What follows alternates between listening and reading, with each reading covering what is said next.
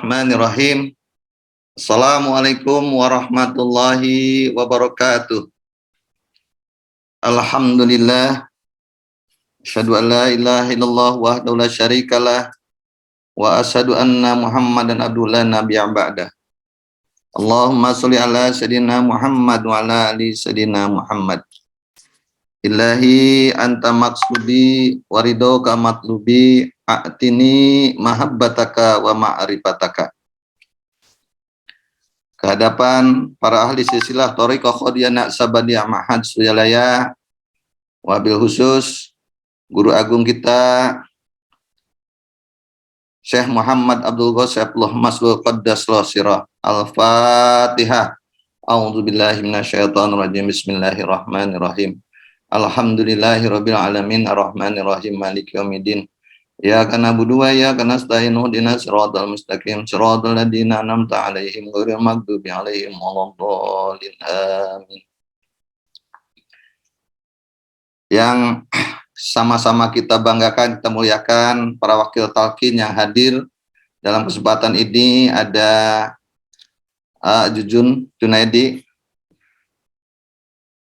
ada Kai Ucup, dan Kiai Nur Fahim, serta mungkin waktu lainnya yang saya searching satu-satu belum kelihatan. Ya, semuanya para al-mukarramun, para asatijah, ikhwan ahwat, para pecinta kesucian jiwa. Ikhwan ahwat sekalian yang dirahmati Allah Subhanahu wa taala, bahwa Allah berfirman dalam Al-Quran, A'udzubillahi minasyaitonirrajim, Bismillahirrahmanirrahim. Ya ayyuhalladzina amanu idhulu fisilmi kaffah. Bahwa kita diminta masuk Islam secara kafah. Ini yang saya coba. Yang kami maksud, yang saya pahami yang dimaksud Islam secara kafah itu adalah kita masuk rukun Islam, rukun agama Islam secara keseluruhan. Rukun agama Islam itu dalam pemahaman atau yang saya amati keseharian sehari-hari yang ada itu sering sekali banyak yang pincang gitu. Kenapa saya kayak pincang? Karena sesungguhnya kan rukun agama itu sebagaimana dalam hadis Jibril ada 3. Sebagaimana saya tidak harus mengurai bagaimana hadisnya itu. Tapi ada rukun Islam, ada rukun iman, dan rukun ihsan. Nah, memang makanya rukun itu tiang. Suatu bangunan kalau tiangnya tidak kokoh, tiangnya tidak lengkap, ya pasti roboh. Apalagi dan sedikit-sedikitnya tiang dari suatu bangunan adalah 3, tripod gitu ya. Nah, tripod. Nah, kalau 4 juga boleh, yang 5 boleh. Nah, kalau tiangnya hanya 3, yang 1 tidak ada, itu ya pasti roboh. Jadi agama Islam itu nggak akan tegak. Di beberapa waktu kita mendengar berita ada beberapa terjadi penyalahgunaan wewenang, termasuk persoalan suatu kondisi amoral, di mana amoral ini tidak dilakukan pada lembaga pendidikan, dan bahkan lebih prihatinnya lagi adalah dalam lembaga pendidikan keagamaan misalnya. Ya kita dengar misalnya, walaupun itu oknum, tapi ini sebagai suatu pelajaran yang harus kita renungkan dan kita angkat bersama. Misalnya ada di sebuah lembaga pendidikan keagamaan, seorang ustadznya memperkosa sekian santrinya gitu kan, yang terjadi di Bandung. Dan ini ternyata fenomena ini kalau kita telusuri tidak hanya di Bandung, di Sumatera Barat terjadi, di Jawa Timur juga terjadi, dan beberapa tempat. Nah, padahal kita tahu bersama, orang tua dan masyarakat, agar anak-anak bermoral, agar anak punya etika, maka dianjurkan untuk bersekolah, berpendidikan, bahkan disarankan pada lembaga pendidikan keagamaan. Ini sudah lewat sebetulnya, isunya bulan-bulan yang lalu. Tapi saya ingin mengangkat karena ini yang paling penting. Ini adalah salah satu rukun Islam yang sering terlupakan, yang sering tidak diangkat. Kenapa ini terjadi? Karena dalam beragama yang dipahami hanya bicara tentang Islam. Rukun Islam itu dipahami ilmunya adalah fikih, amal-amalnya adalah syariat. Dan yang kedua ada rukun iman. Rukun iman ilmunya tauhid. akidah, amalannya misalnya hakikat gitu. Ada sehingga ada firqah-firqah kan gitu. Nah, satu yang sering terlupakan yaitu rukun ihsan. Ya kalau kita di Thariqah Qadir Naqsabandiyah udah nggak aneh. Kan kita misalnya yang benar maka harusnya sebetulnya bukan 165 harusnya ya. Kalau pendekatannya dari penegakan pisil mikafah gitu. Untuk Islam yang kafah harusnya dikir itu 561. Tapi kalau pendekatannya dari hasil abajadun ya, abajadun dari huruf-huruf la ilaha illallah memang itu 165. Tapi kalau pendekatannya daripada penegakan rukun agama Islam supaya rukun itu tiang itu supaya tegaknya, ya harusnya zikirnya 561 memang itu. Harusnya 5615 itu rukun Islamnya, kemudian 6 rukun imannya dan ihsan 1 rukun ihsannya. Jadi, nah, dalam fenomena keseharian sehari-hari juga sering kita dengarkan dalam ceramah-ceramah keagamaan, bukan itu tidak baik, tapi kalau menurut saya belum sempurna. Seorang ustadz Asadi mengatakan bahwa kita perlu bersyukur, alhamdulillah, terima kasih Allah yang telah memberikan nikmat buat kita semua. Nikmat Islam, nikmat iman, itulah nikmat yang terbesar. Kalimat nikmat Islam, nikmat iman ini benar, tapi tidak lengkap, belum kafah. Harusnya bersyukur atas nikmat yang telah diberikan oleh Allah Subhanahu wa taala yang meliputi nikmat Islam, nikmat iman dan nikmat ihsannya. Nah, apa itu ihsan? Rasulullah mengatakan bahwa anta budullaha ka'annaka tarahu fa in lam takun tarahu fa innahu yaraka. Itulah ihsan. Ihsan itu adalah suatu kondisi batin kita di mana kita merasa bahwa dalam beribadah, dalam aktivitas keseharian kita merasa melihat Allah. Tetapi yakinlah, kalaupun kita tidak bisa melihat, bahwa dalam diri kita, dalam batin kita harus tertanam yakin bahwa Allah sesungguhnya melihat kita, mengawasi kita. Nah, jadi ihsan itu hakikatnya ada pengawasan. Pengawasan. Nah, yakin kalau diri kita merasa diawasi, biasanya perilaku kita akan hati-hati.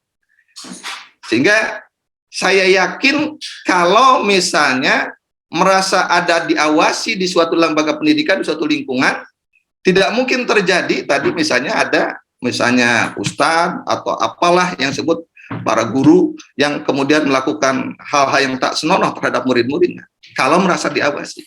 Paling sederhananya gini saja. Saat kita ujian di sekolah, nah begitu ada pengawas, apakah mungkin anak-anak atau kita nyontek?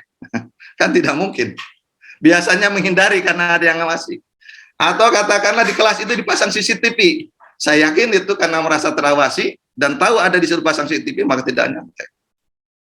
Kita berkendara, misalnya naik sepeda motor, yang biasanya ya serabot-serobot sana sini ada di traffic light gitu, pada posisi lampu sedang merah juga ditabrak.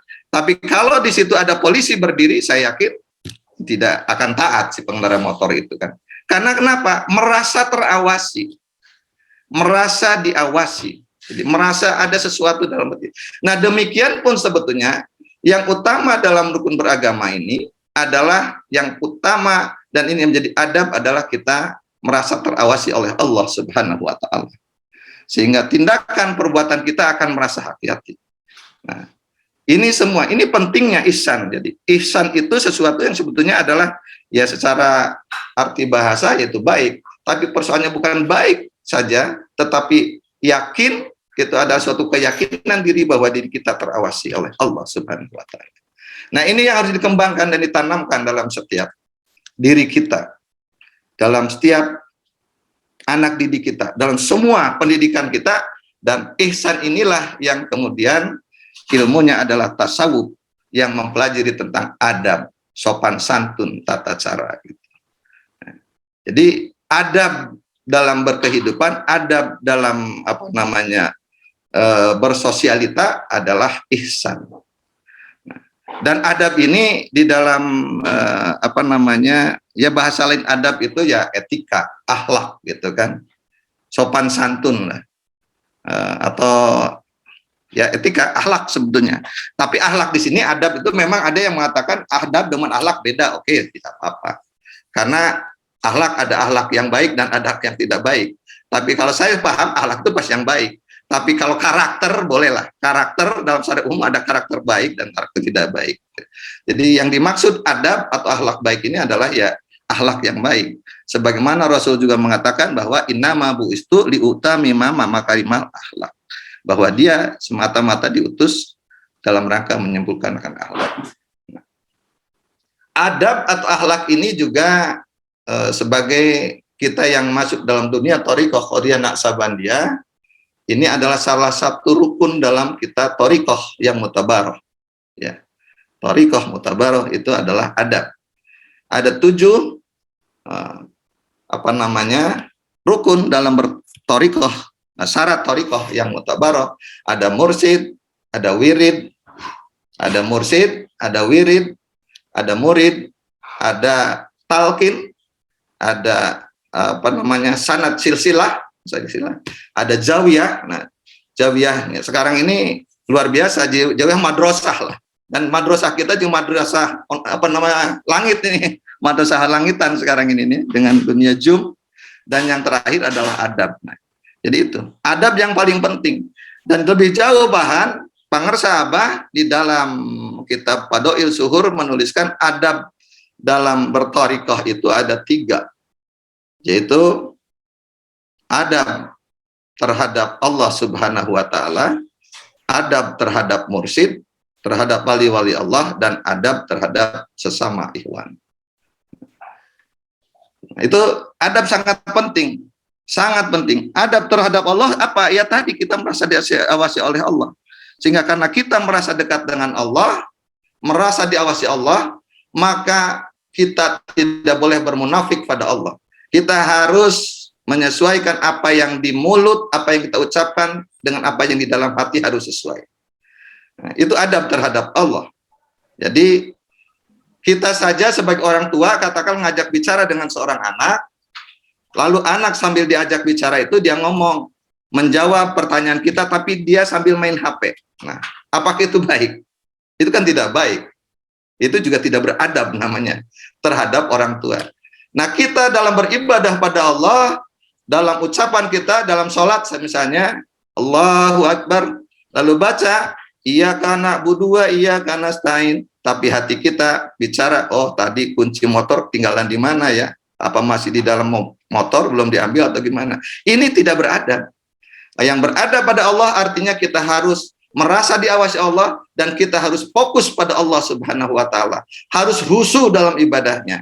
Dan pangersa Abah sudah memberikan alat khususnya, yaitu zikir hati. Nah, itu adalah kira-kira adab pada Allah. Yang kedua, adab terhadap mursyid. Nah, ini yang paling penting. Yang tadi juga penting, tapi ini yang harus dipahami. Adab terhadap mursyid, adab terhadap wali Allah itu adalah ya kita harus melakukan apa yang dilakukan oleh mursyid dan tidak melakukan apa yang tidak dilakukan oleh mursyid. Kita harus mencintai apa yang dicintai oleh mursyid dan tidak mencintai yang tidak dicintai oleh mursyid. Harusnya itu yang paling penting. Dan ini yang contoh misalnya dalam beribadah, kenapa misalnya dalam sholat maghrib kita baca suratnya misalnya setelah rakaat pertama surat Al-Kafirun, rakaat kedua surat Idza Jaa misalnya ajal. Nah, kenapa melakukan itu? Karena kita mengikuti mursyid. Mursyid melakukannya itu. Bukan berarti karena mentang-mentang maaf, di contoh kecil saja. Maka kalau saya pemahaminya begitu. Saya yakin Kiai Jujun, Kiai Ucup bukan tidak habis semua Quran 30 juz habis. Dia mau baca surat apa saja habis bisa. Tapi kenapa Jujun juga hanya bacanya itu surat Al-Kafirun ayat pertama? Idza Jaa di rakaat kedua itu semata-mata karena adab pada mursyid. Jadi melakukan apa yang dilakukan oleh guru agung. Dan tidak melakukan, ya karena guru agung di dalam sholat maghrib tidak membaca surat misalnya apa namanya Ar-Rahman, ya tidak melakukan itu kan. Nah, lalu kenapa kita misalnya sholat ba'da apa nama rawatib, ba'diyah isya duduk? Ya karena mursyid ngikut sholatnya adalah duduk gitu kan. Jadi kita mengamalkan apa yang diamalkan oleh mursyid dan tidak mengamalkan apa yang tidak amalkan mursyid. Ya, totalitas lah sebetulnya kita beritiba sebenarnya. Dan juga yang paling penting adalah mencintai yang dicintai oleh mursyid dan tidak dicintai oleh mursyid. Nah ini ya mudah-mudahan dan kita berdoa semoga apa namanya Thariqah Qadinat Sabadiyah Ma'had Suryalaya, kita murid-murid Pangsa Abaos semuanya akan rukun, semuanya akan bersatu. Ya, jangan sampai misalnya terjadi seperti sebelumnya. Abah Anom itu sebagai guru agung, gurunya Pangsa Abaos dan guru kita semua di atasnya di sana. Dia sangat mencintai terhadap muridnya, murid jadinya yaitu Pangsa Abaos, dan Abaos dijadikan sebagai penerus. Ladab terhadap mursyid adalah kita melakukan apa yang dilakukan oleh mursyid dan tidak melakukan apa yang dilakukan oleh mursyid, mencintai apa yang dicintai oleh mursyid dan tidak mencintai apa yang tidak dicintai oleh mursyid. Dan yang terakhir, supaya nanti ajudan lebih banyak, adab terhadap sesama ikhwan. Adab bersama ikhwan dalam kita yang tergabung dalam Thariqah Qadinat Sabandiyah sudah diikat dalam tanbih. Dalam tanbih ada 9 etika adab kita sesama ikhwan. Yang pertama, kita harus menjadi orang-orang yang tawadu, yaitu orang-orang yang rendah hati, orang-orang yang menghargai orang yang lebih tua daripada kita, yang lebih dari kita, baik dunia maupun batin gitu. Karena sesungguhnya hakikatnya orang itu semuanya lebih tinggi dari kita. Bahwa misalnya orang yang lebih tinggi keilmuannya itu jelas lebih tinggi. Tapi sesungguhnya orang yang keilmuannya, sebutlah kata maaf tanda kutip, orang yang bodoh lebih bodoh daripada kita, sesungguhnya kalau kita lihat dari sisi lain mereka lebih tinggi daripada kita. Dan kita harus takjim dan hormat pada mereka pula. Kenapa? Orang yang pandai banyak ilmunya melakukan kesalahan adalah perbuatan dosa. Perbuatan kesalahan. Tapi orang yang bodoh, orang yang tidak tahu ilmunya melakukan kesalahan dimaafkan oleh Allah. Jadi sesungguhnya orang-orang bodoh itu ya lebih tinggi dari kita kalau kita lihat dari situ. Orang yang kekayaannya lebih tinggi dari kita, lebih banyak dari kita, lebih dia lebih tinggi dari kita. Itu benar. Tapi sesungguhnya orang yang lebih miskin dari sisi kumpulan kaya daripada kita, dia juga lebih tinggi daripada kita. Kenapa? Bukankah nanti semua harta kekayaan yang kita miliki akan diminta pertanggungjawabannya satu persatu? Maka misalnya orang yang punya misalnya sawah ladangnya 100 hektar, mobilnya 25, rumah megahnya 8 misalnya sebagainya. Dia akan ditanya lebih lama oleh malaikat nanti ketimbang orang yang tidak punya apa-apa. Nah, ibarat kita masuk ke Indomaret misalnya, maaf, atau ke market gitu kan. Siapa yang ambil belanjaan sekeranjang, kan dia lama antrinya ditanya oleh kasir gitu kan. Beda yang hanya ambil 1 Indomie 1 bungkus, dia akan cepat kan gitu. Cepat ya keluarnya. Nah itu. Jadi diantaranya ada tawadu, ada dalam akhlak tanbih semua. Itu kita adab kita terhadap sesama ikhwan. Jadi tawadu. Semua orang lebih tinggi dari kita. Hakikatnya kalau kita mengambil sisi lainnya gitu kan. Ya, saya kira itu yang keduanya ada egaliter dan seterusnya nanti bisa disampaikan dalam kesempatan lain. Itu saja. Semoga Allah berkahi kita semua dengan karamah Pangsa Abaos. Semoga kita diberikan istiqomah, kekuatan untuk bisa mengamankan ajaran Thariqah Qadinat Sabandiyah Ma'had Suryalaya. Al-Fatihah. A'udzubillahi minasyaitonir rajim. Bismillahirrahmanirrahim. Alhamdulillahirabbil alamin arrahmanirrahim maliki yaumiddin. Iyyaka na'budu wa iyyaka nasta'in. Ihdinas siratal mustaqim. Siratal ladzina an'amta 'alaihim ghairil maghdubi 'alaihim waladdallin. Assalamualaikum warahmatullahi wabarakatuh.